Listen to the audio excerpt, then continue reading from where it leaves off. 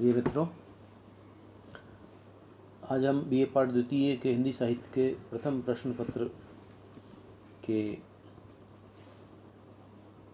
बिहारी पाठ से बिहारी परिचय के रूप में आज हम पढ़ेंगे। रीतिकाल के 200 वर्षों का जो रीतिकालीन साहित्य है, जिसको हम 3 प्रमुख धाराओं में बांटते हैं: रीति सिद्ध काल, रीति मुक्त काल और रीतिबद्ध काल।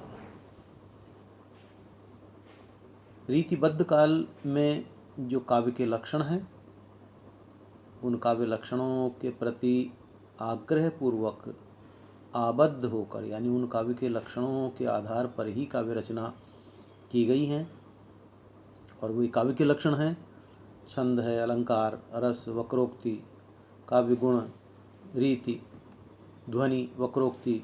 ये जो काव्य के लक्षण हैं, इनको आधार मानकर भूषण, मतिराम, केशव देव, द्विजदेव, पद्माकर आदि कवियों ने रीतिबद्ध काव्यधारा में कविता की। रीतिमुक्त काव्यधारा में हमने पिछले अध्याय में पढ़ा था कि रीतिमुक्त काव्यधारा में घनानंद, बोधा, आलम, ठाकुर, रसलीन आदि कवि हैं जो काव्य के लक्षणों को कविता का आधार नहीं मानते और वे एक स्वच्छंद काव्य के उद्गाता हैं, कवि हैं। जो तीसरी और महत्वपूर्ण शाखा है रीतिकाल की, रीति काव्य की जो रीति सिद्ध काव्यधारा है, उस रीति सिद्ध काव्यधारा में अकेले बिहारी उसमें शामिल होते हैं और उनकी एकमात्र रचना बिहारी सतसई, जिसमें 713 दोहों सोरठों का संकलन है, एकमात्र रचना है बिहारी सतसई। और एकमात्र रचनाकार ऐसे हैं जो केवल एक रचना की प्रसिद्धि पर ही हिंदी साहित्य में और हिंदी काव्य में जिनकी बड़ी प्रतिष्ठा है, जिनका बड़ा नाम है। वे बहुत ही अप्रतिम काव्य प्रतिभा के धनी थे और उनकी जो बहुज्ञता थी, कहा जाता है कि बिहारी बहुज्ञ थे। बहुज्ञ का अर्थ है कि जीवन और जगत का, जनसाधारण के जितने अनुभव के विषय हैं, उन असंख्य अनुभवों को बिहारी अपने में समेटते थे और उन्हीं के इर्द गिर्द, उन्हीं से ओतप्रोत वो कविताएं करते थे। इसलिए उन्होंने लोकप्रिय छंद अपनाया। दोहा जो था, दोहा संस्कृत से लेकर के और प्राकृत, पाली, अपभ्रंश और अपभ्रंश से फिर ब्रज और फिर खड़ी बोली, इस क्रम से लगातार जो दोहा छंद है वो कविता का प्रमुख छंद रहा है। तो बिहारी ने जो लोकप्रिय छंद था, जिसमें 13 और 11, 24 मात्राओं, 24 और 24, 48 मात्राओं में जिसकी संरचना होती है, वो आसानी से जनसाधारण को याद भी हो जाता है। और बिहारी के असंख्य दोहे ऐसे हैं, सैकड़ों दोहे ऐसे हैं जो जनसामान्य में, समाज में, हिंदी जगत में मुहावरों के तौर पर प्रयोग में लिए जाते हैं। तो बिहारी की जो अद्भुत प्रतिभा है, वो प्रतिभा है उनके सतसई की रचना में संवेदना की दृष्टि से, विषय की दृष्टि से और शिल्प की दृष्टि से। बिहारी के जन्म को लेकर के विद्वानों में कई प्रकार के मत हैं, लेकिन सामान्य रूप से यह माना जाता है कि बिहारी का जन्म विक्रम संवत 1652 में हुआ तथा उनका देहावसान विक्रम संवत 1781 में हुआ। विक्रम संवत और ईसवी सन में लगभग 57 वर्ष का अंतर आता है। एक और महत्वपूर्ण बात यह है कि बिहारी ने जो रीतिकाल की जो रीतिबद्ध काव्यधारा थी या रीतिमुक्त काव्यधारा भी थी, तो उसमें आचार्यत्व यानी दरबार में आश्रय प्राप्त कवि अपने आचार्यत्व का, अपने काव्य की जानकारी का एक प्रकार से प्रदर्शन करता था और वो सिद्ध करता था अपने काव्य गुणों की, कविता के आधार पर, रचनाओं के आधार पर, कि वह श्रेष्ठ आचार्य है।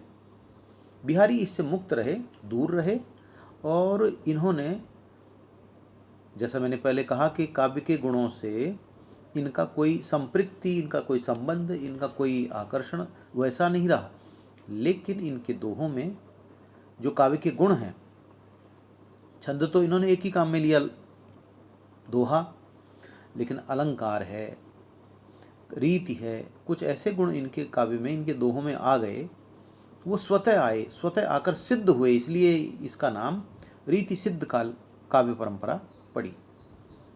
बिहारी की काव्यधारा को रीति सिद्ध काव्यधारा इसीलिए कहा जाता है कि उन्होंने रीति के लक्षणों को, यानी काव्य के लक्षणों को आग्रह पूर्वक नहीं अपनाया, बल्कि वे रचना में स्वयं आकर सिद्ध हो गए, यानी उनका महत्व बढ़ गया और उन काव्य के गुणों के आधार पर दोहों का भी महत्व बढ़ गया।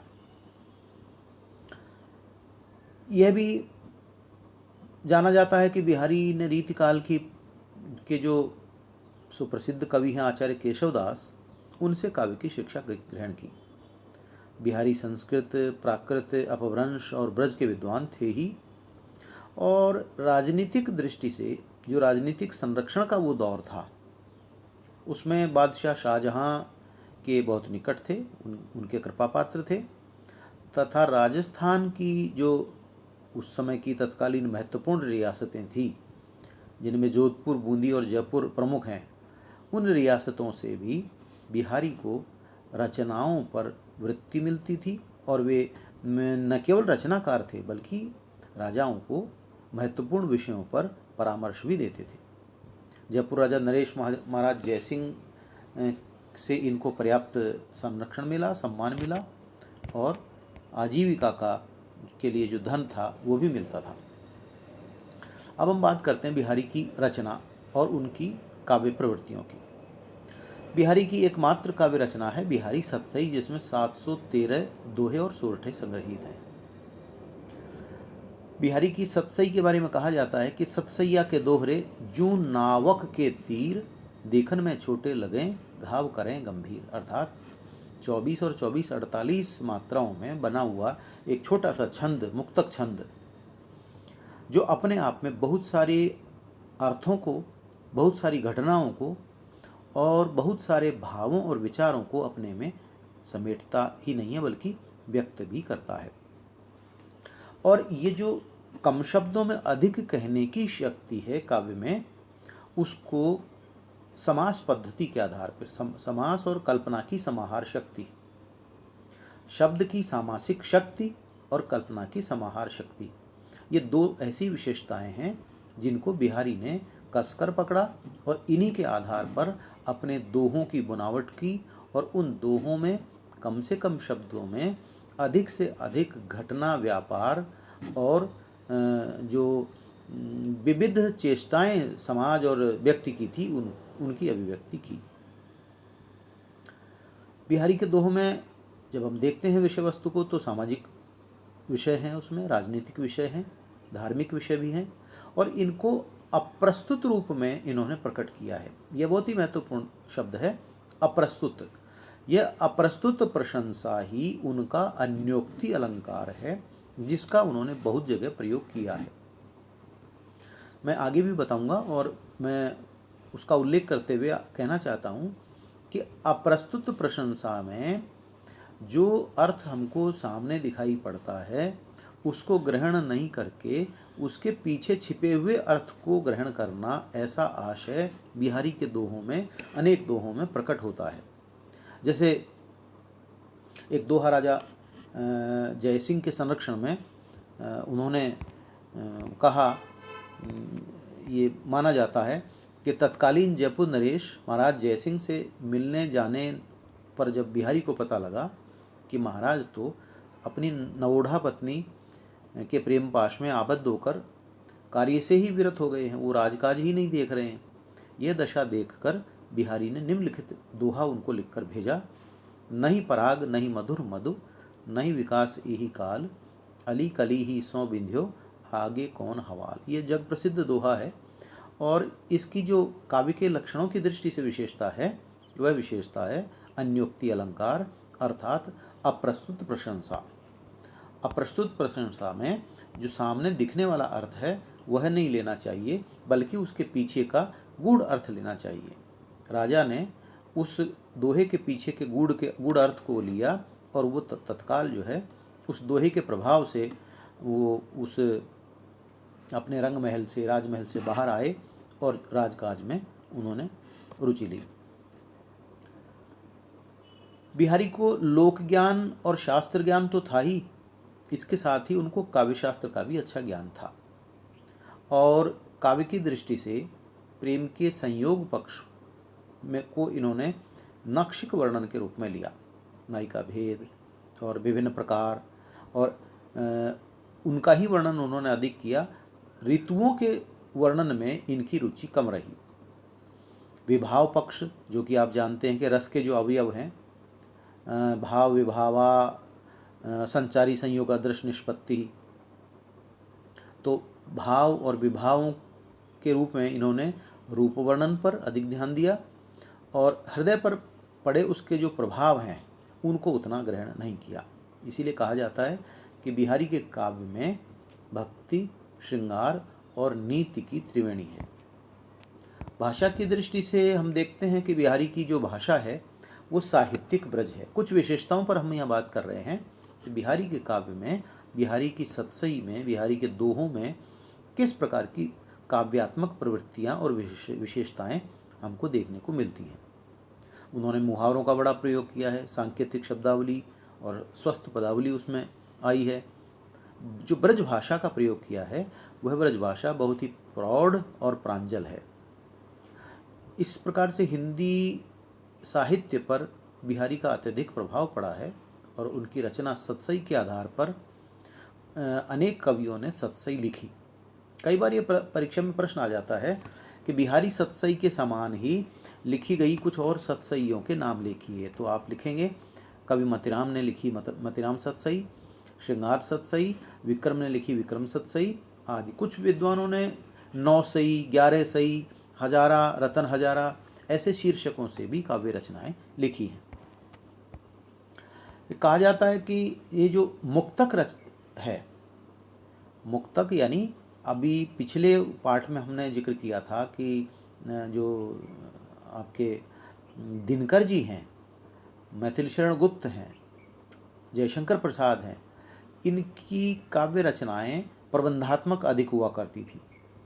बिहारी ने तो एकमात्र दोहा छंद लेकर के और मुक्तक छंद ही इन्होंने प्रयोग किया और इस मुक्तक रचनाकार के रूप में बिहारी की अनेक हिंदी आलोचकों ने भी प्रशंसा की।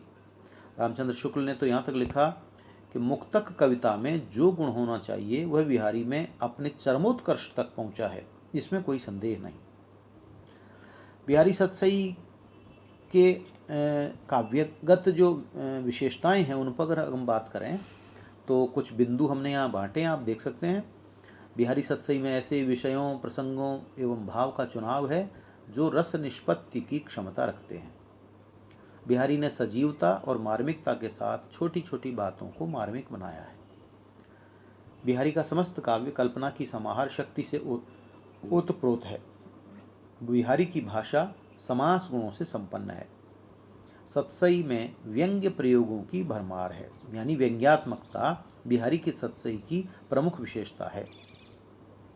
सतसई की भाषा में कोमलता, सरलता और प्रवाह का गुण है। इसी प्रकार से सतसई में शब्द योजना और सौंदर्य भी उपयुक्त उत्तम है। बिहारी में भाषा की समाज शक्ति का गुण प्रचुर मात्रा में विद्यमान है। वे कम से कम शब्दों में एक विस्तृत प्रसंग एवं सूक्ष्म चित्रण प्रस्तुत करते हैं। जैसे एक दोहा देखिए, दृग उर्झत टूटत कुटुम्ब, जुरत चतुर चित प्रीति, परति गांठ दुर्जन हिये दई नई अरीति। यानी नेत्र कहीं उलझ रहे हैं, कुटुंब कहीं टूट रहे हैं और चतुर मित्रों के चित्त में प्रीति कहीं और ही बन रही है। और परति गांठ दुर्जन ही है, ये गांठ कहीं और ही दूसरे लोगों के हृदय में पड़ रही है। दई यानी अरे विधाता, ये कौन सी रीति है। यानी एक विसंगति अलंकार का यहाँ उदाहरण प्रस्तुत किया है कि इन सब घटना व्यापारों में किसी प्रकार की विसंगति नहीं है। ये केवल अलंकार लिखने के लिए नहीं किया है, बल्कि समाज में जो अनेक प्रकार की विसंगतियां हैं उन विसंगतियों को समेटकर एक दोहे में पिरोना, विसंगति अलंकार को भी लाना, ये उनके काव्य गुण की विशेषता है। एक और उदाहरण देखिए, स्वार्थ सुकृत न श्रम वृथा, देख विहंग विचारे, बाज पराई पानी पर तू पच्छिन न मारी। शिवाजी पर राजा मानसिंह का जो आक्रमण हुआ, उनको नियंत्रण में करने का जो मुगल बादशाह का आदेश था, उसको निभाने के लिए जब राजा मानसिंह उद्यत हुए तो बिहारी ने उनको दोहा लिखा कि ना तो तुम्हारा ये कृत्य अच्छा माना जाएगा, ना ही इसमें तुम्हारा कोई स्वार्थ है, और तुम्हारा जो परिश्रम है वो भी बेकार जाएगा, क्योंकि शिवाजी भी कोई साधारण व्यक्ति नहीं है, वो भी बलवान है, वो भी देशभक्ति से ओतप्रोत हैं। तो अरे विहंग यानी मानसिंह, तुम विचार तो करो, इसमें भी अन्योक्ति अलंकार है। बाज पराए पानी पर तू पच्छिनु न मारे, यानी प्रस्तुत अर्थ है कि चिड़िया को बाज जब मारता है तो वो अपने भोजन के लिए नहीं मार करके वो केवल खेल खेल में मारता है, जबकि जो मानसिंह हैं वो मुगल बादशाह के कहने पर शिवाजी को नियंत्रण में करने के लिए जा रहे हैं। दोनों अर्थों में जो छिपा हुआ अर्थ है वो अप्रस्तुत प्रशंसा है, वही अन्योक्ति अलंकार है।